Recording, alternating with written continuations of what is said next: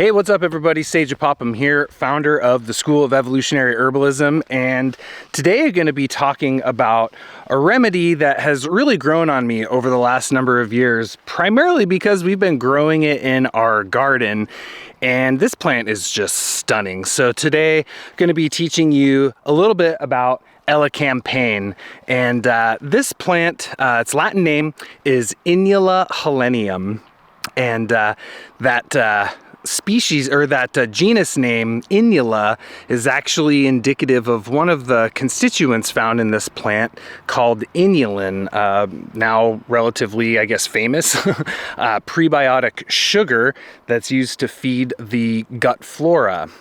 But talking about some of the core properties of this plant, the main herbal action that I think of in regards to Elecampane is as an expectorant. Now, this isn't just any old expectorant. This is specifically a stimulant expectorant. And, you know, the expectorant action is one of those herbal actions that I think is really, really important for us as herbalists to make sure that we, I guess, clarify or get into a deeper level of specificity. You know, I talked about this when, a couple weeks ago. I was talking about marshmallow and how, you know, you'll open an herb book to your expectorant action herbs and see a really big list of herbs, and you might see Elecampane in that list right alongside marshmallow as an expectorant. And, you know, if you want to get an herb for a cough and you just think, oh, they need an expectorant, I'll just choose an expectorant. Well, not all expectorants are created equal. So Elecampane specifically is a hot, spicy, pungent, aromatic stimulant expectorant. What does that mean? Well, that means that the oils and the resins that are present in this plant, in a way, they kind of irritate the respiratory mucosa. They stimulate that respiratory system so that a cough can be more productive. And so this is, the stimulant expectorants are those that we typically use when the cough is not productive, it's superficial, like the cough, and this is one of the specific indications for Elecampane, is when the cough won't go deep enough to get up all the stagnant mucus that's present. So we typically use a stimulant expectorant when there is an excess of dampness and phlegm and mucus accumulation within the lungs. There's a cold, damp tissue pattern within the respiratory tract. So as a stimulant expectorant, this is, in my opinion, I think it's one of the best. This is a primo stimulant expectorant plant. And because it's so stimulant, we also see it having the action of being a stimulant diaphoretic. So it can be used to help break a fever. So if someone has a cough coupled with fever, they feel cold, their skin is pale, they're running a fever, but they feel cold. They're getting chills and shivers and things like that. And they've got a cold, phlegmatic, damp cough. Elecampane is an amazing remedy to consider here. It's going to bring the blood up to the surface, open up the capillary beds, warm up the person so that they can start producing a sweat and lowering that fever. So we have stimulant expectorant alongside a stimulant diaphoretic, and this is just such a useful combination of properties here that definitely should become a staple in your respiratory materia medica, in your use of remedies for treating acute respiratory problems. So alongside that stimulant expectorant action, we also see its respiratory trophorestorative. And, you know, there's not really a ton of herbs that we tend to think of as being like restorative to the lungs. You know, one of the other remedies that I tend to think of here would be like astragalus. Astragalus is a really great respiratory trophorestorative. Cordyceps mushroom is also really great rejuvenative for the lungs. I've also used schizandra berry here for that, as well as reishi mushroom. But in terms of, and a lot of those are all Chinese herbs, right? Reishi, schizandra, astragalus, you know, these are all Chinese remedies. In terms of Western herbs, there isn't really a ton of plants classified in this way. But what that means is when you take Elecampane, what's happening is it's penetrating deep into the mucosa. It's reaching in, so to speak, to the bronchioles, to the lungs, and it's dredging up this kind of old, thickened, congealed phlegm, mucus, helping it to lift away from the respiratory tissue so that it can be expectorated and coughed up. But this is really great for long-standing respiratory conditions. People that get a cough and the cough just kind of never goes away. They have a hard time breathing, hard time taking deep breaths.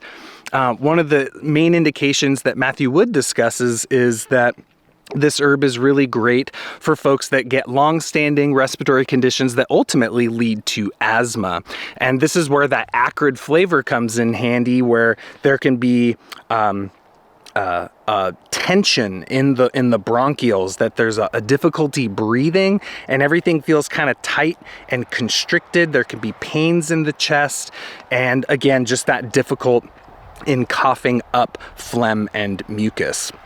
So we've got a stimulant expectorant, a stimulant diaphoretic, a respiratory trophorestorative, and then this herb also has an action on immunity. So, it's very antiseptic. So all of the resins and the volatile oils, and I believe there's sesquiterpene lactones present in this plant as well, all have a very distinct antiseptic property. So it's really, really great for treatment of bacterial infections, especially when we see the coloration of the mucus is that yellowish to green color. And it's said that, when people are coughing up this phlegm and it has that dark green, yellow color, you start taking Elecampane and all of a sudden it turns lighter and lighter and lighter until you end up producing a clear mucus, which is, what we ultimately want in the respiratory system. That green-yellow mucus typically is an indication of a bacterial infection present there. So it's really great for clearing infection in the respiratory tract. So that's great because it's not just helping you remove the mucus, but it's also addressing the, essentially the root cause of it being infection. So that's a super useful property. And then from there we have it does have an action on the digestive system. And one of the things with Elecampane is that when there's so much mucus present in the lungs, a lot of the times that mucus can actually get down into the gut. And so when you get too much mucus in the stomach, sometimes people get indigestion, upset stomachs, they can even get nausea. In fact, the action of purging, of vomiting, does clear the lungs. This is why a lot of plants that tend to trigger vomiting tend to be respiratory remedies, right? Some of our classics there being herbs like licorice root, calamus root, lobelia. These are all herbs that can help to instigate vomiting, but they also clear the lungs. And that's a principle outlined in Ayurvedic medicine where they say that when kapha or phlegm mucus accumulates in the stomach, it can reflex into the lungs and end up with mucousy lungs. That's why people with like a dairy allergy know that truth all too well. You eat the sour cream or the cheese or drink the glass of milk, and all of a sudden you get a little phlegmy cough. That's too much mucus in the stomach reflexing into the lungs. Well, the reverse is true as well, that if you get too much phlegm in the lungs, it can end up trickling, get swallowed basically down into the throat and into the stomach and lead to indigestion type symptoms. And so this is one pattern that Elecampane is really, really great at addressing: excess phlegm in the stomach, the upper GI, in the intestines. As an antiseptic remedy, it's really great for infection in the gut, indigestion due to infection, lymphatic stagnation, the galt or the gut associated lymphatic tissue, when those become swollen and stagnant, too much damp accumulation in there, Elecampane is really good for clearing out that phlegm, clearing the infection, moving the lymphatics, and just making everything nice and shiny and clean in the gut. So that is another really great property that we have here associated with Elecampane. So those are some of the main actions that we see associated with this plant and some of the core affinities. Hopefully you learned something good about Elecampane here in this post. If you want more free stuff, head on over to our blog at evolutionaryherbalism.com. We've got loads of free posts there, free mini courses. Be sure to subscribe to our podcast, The Plant Path. Like and subscribe on YouTube. Follow us, Instagram, Facebook, all that good stuff. And thanks so much for joining me here. Hopefully you learned something good about Elecampane. And until the next one, take care and be well.